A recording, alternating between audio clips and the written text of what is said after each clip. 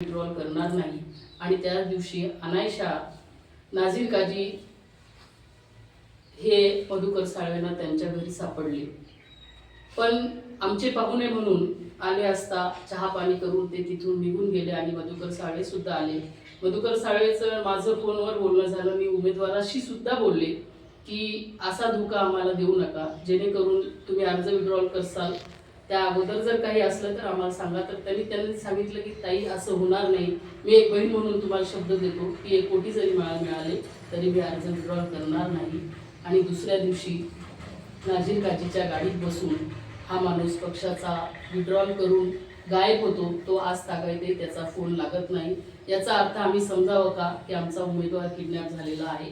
काल तरी आम्ही तक्रार केली नाही, पण आज मी आणि आमचे तालुका अध्यक्ष पोलीस स्टेशनला या गोष्टीची तक्रार करणार आहोत। आज झालं पक्षाचा एबी फॉर्म त्यांनी आम्हाला विचारात न घेता विड्रॉल केला।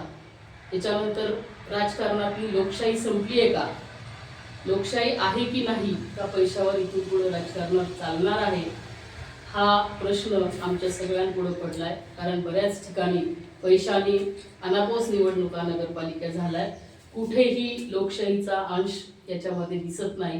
म्हणून आज